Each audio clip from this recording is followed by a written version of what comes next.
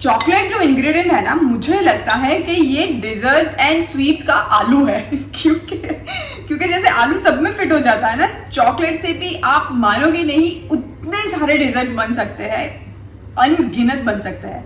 तो आज वही चॉकलेट से एक और डेजर्ट आपके साथ मैं शेयर कर रही हूँ। बहुत ही सिंपल एंड बस कुछ ही इंग्रेडिएंट आपको लगेंगे, आई एम श्योर वो आपके घर से ही मिल जाएंगे। तो मेरे पास ये मैंने कुकिंग चॉकलेट ली है। कुकिंग चॉकलेट के जो बार्स आते हैं ना, वो वाला लिया है। आपको अगर कुकिंग चॉकलेट नहीं मिलती है तो आप जो नॉर्मल बच्चे जो चॉकलेट खाते हैं ना, वो वाला भी ले सकते हैं। Milk chocolate, dark chocolate, totally आप पे डिपेंड करता है कि क्या पसंद है। मैंने डार्क चॉकलेट ली है। इसको मुझे मेल्ट करना है। बेसिकली मैं यहाँ पे गनाश बना रही हूँ, तो पहले इसको मैं मेल्ट करती हूँ। और चॉकलेट बहुत जल्दी जल जाती है, तो मैंने सिर्फ 30 सेकेंड्स के लिए इसको गर्म करने के लिए रखा है। देन आई विल चेक के अगर जरूरत है तो 10 सेकेंड और करूंगी, तब तक तो चॉकलेट पिघल ही जाती है। चॉकलेट बहुत अच्छे से मेल्ट हो चुकी है, ये देखिए, ये बहुत ही अच्छे से मेल्ट हो चुकी है। ये जो रेशियो है ना, ये चॉकलेट मैंने 100 ग्राम ली थी, वो बार आता है ना उसका एक वाला बार लिया था। और ये 50 ml कुकिंग क्रीम है, जो नॉर्मल सुपरमार्केट में टेट्रा पैक मिल जाता है ना, बहुत सारी ब्रांड के, अमूल के, मदर डेयरी के बहुत सारे आते हैं, यही वाला लिया है, व्हिपिंग क्रीम नहीं लिया है। और उसमें हाफ टी स्पून मैंने कॉफ़ी डाली है, इंस्टेंट वाली। और अभी मैं इसको डाल देती हूँ चॉकलेट में और मिक्स कर देते हैं। चॉकलेट की वजह से ये आराम से थिक हो जाएगा। अभी चॉकलेट बहुत गर्म है, इसलिए आपको ये पतला लग रहा है, पर ये थोड़ी ही देर में अच्छा खासा थिक हो जाएगा। और इसको फ्रिज में आप रख सकते हैं तुरंत ठंडा करने के लिए। पर अभी मैं कैरेमल बना रही हूँ, तब तक इसको मैं छोड़ देती हूँ।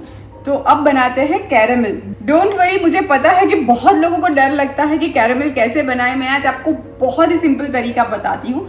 तो बनाते हैं कैरेमल। ये डेजर्ट के लिए मुझे 3 चम्मच शुगर का ही कैरेमल चाहिए, तो मैं बस उतनी ही शुगर डाल रही हूँ। आप अगर ज्यादा बना रहे हैं तो उस हिसाब से रेशियो चेंज कर दीजिएगा, मेजरमेंट चेंज कर दीजिएगा।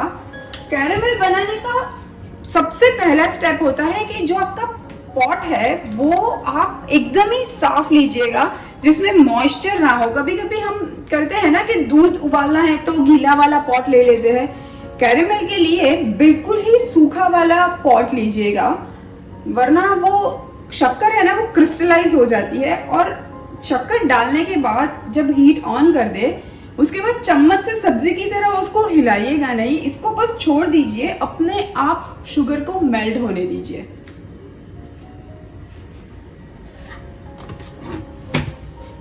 ये देखिए, शुगर थोड़ी थोड़ी पिघलने लगी है साइड साइड से।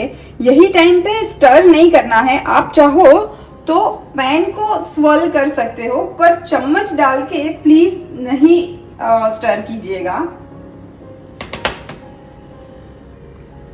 ये देखिए कितने अच्छे से शक्कर पिघल रही है ना, और मैंने एक बार भी चम्मच नहीं डाला है। अभी धीरे धीरे वो नाइस गोल्डन एम्बर कलर पकड़ने लगेगा। तब हम इसके अंदर डालेंगे 1 टीस्पून बटर।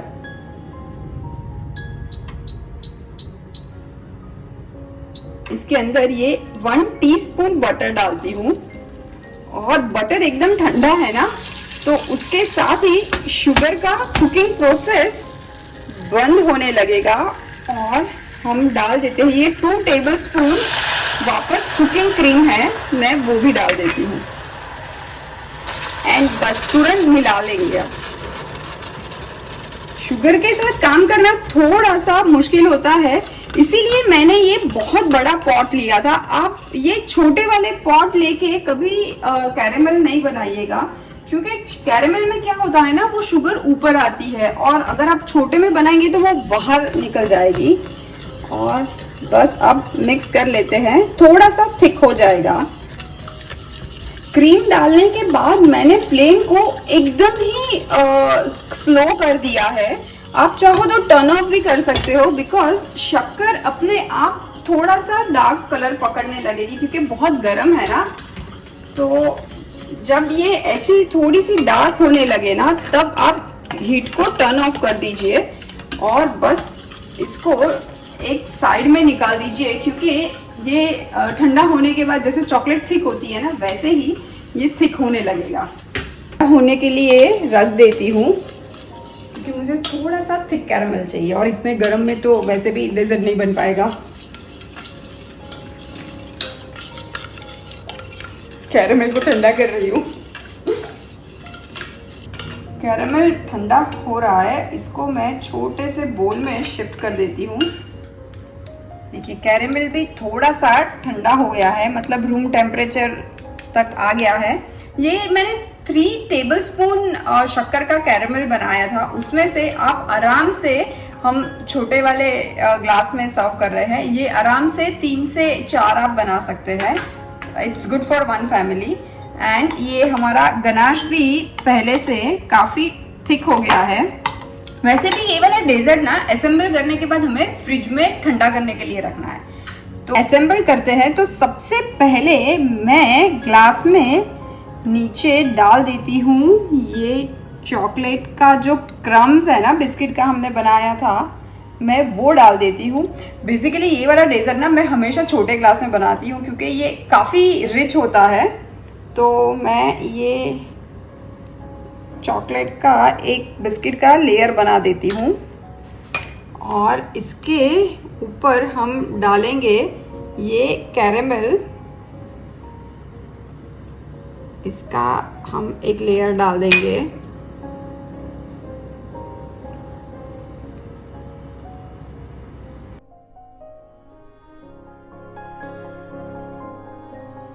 कितना अच्छा कलर वेरिएशन लग रहा है ना। और अब मेरे पास कुछ टोस्टेड वॉलनट है, ड्राई टोस्टेड है, मैं वो डाल देती हूँ। कैरामल वॉलनट वो बहुत अच्छा कॉम्बिनेशन है, बहुत अच्छा क्रंच भी देगा, और वॉलनट की बिटरनेस को ये कैरामल की स्वीटनेस बैलेंस करता है। तो ये देखिए ये हो गया। और अब हम टॉप लेयर डालेंगे ये गनाश का। और अब मैं इसे रख देती हूँ फ्रिज के अंदर इसको ठंडा करने के लिए। ये मैं अब ये कैरामल चॉकलेट पुडिंग निकाल देती हूँ।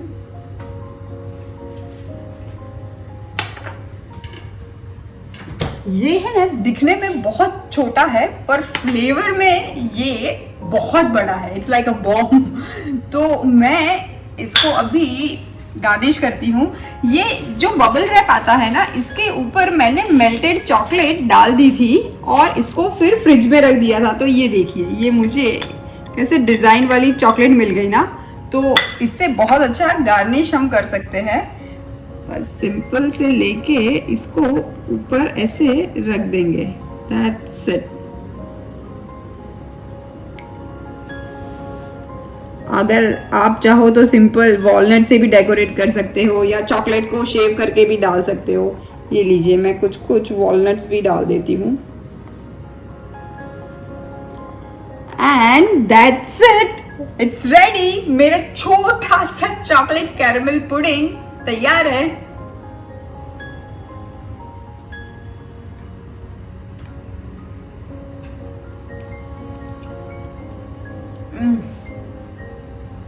सच बोल रही हूँ, फ्लेवर का बॉम्ब है ये, बॉम्ब, सबका बाप है।